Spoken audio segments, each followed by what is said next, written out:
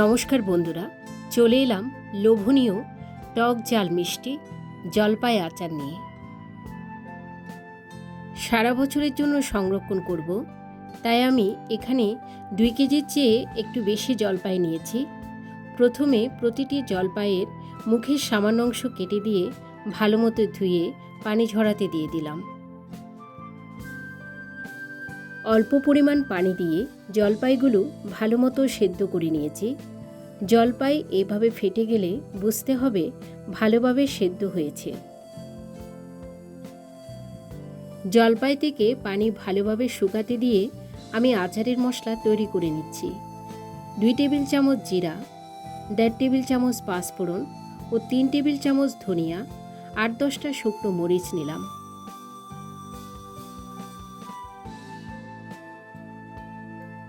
প্রথমে মরিচগুলো ভেজে নিচ্ছি।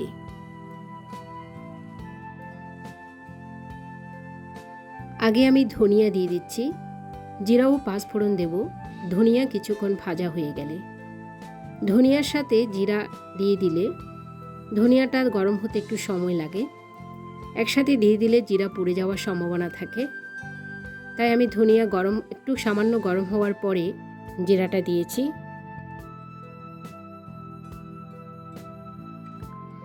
ভাজা মশলাগুলো আমি আধ ভাঙা করে নিলাম। জলপাইগুলো থেকে এতক্ষণে গায়ের পানি শুকিয়ে গেছে। এখন আমি সবগুলো জলপাই ভালো করে চটকে নেব।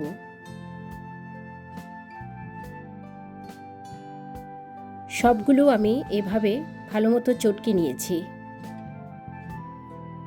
কড়াইতে পর্যাপ্ত পরিমাণে সরিষার তেল, 2টা এলাচ, 2টা তেজপাতা, থেতো করা রসুন কুচি, 4-5টা শুকনো মরিচ, 2 টেবিল চামচ সাদা সরিষা বাটা দিয়ে ভালো করে ভেজে নিচ্ছি।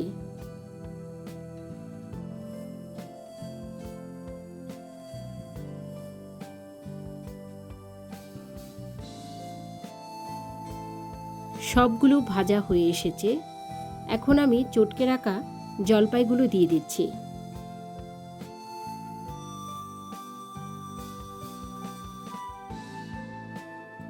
জলপাই দেওয়ার পরে 10-12 মিনিটের মতো তেলের মধ্যে আমি জলপাইগুলো ভালো মতো ভেজে নিচ্ছি।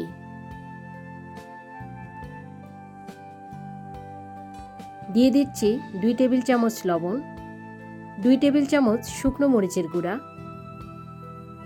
1 টেবিল চামচ হলুদের গুঁড়া।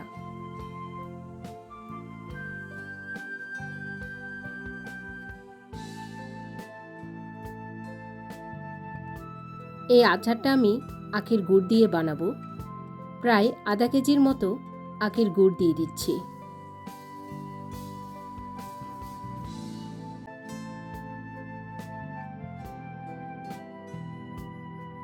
দিয়ে দিচ্ছি আধা কাপ ভিনেগার। এইবার 10 মিনিটের মতো ভালো করে রান্না করে নিচ্ছি।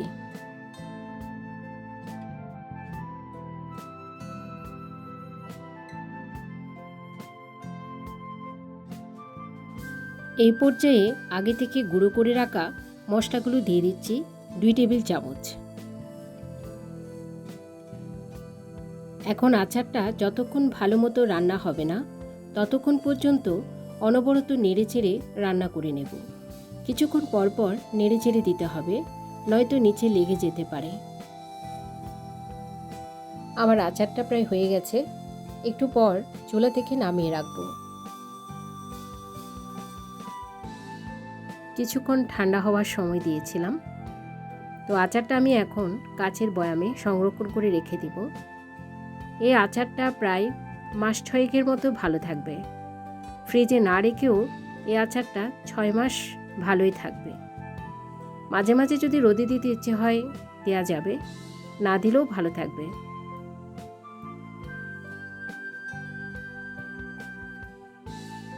বয়ামে রাখার আগে আমি একটু সরিষার তেল দিয়ে দিচ্ছি বয়ামের ভিতরে, যাতে নিচে ফাঙ্গাস না আসে।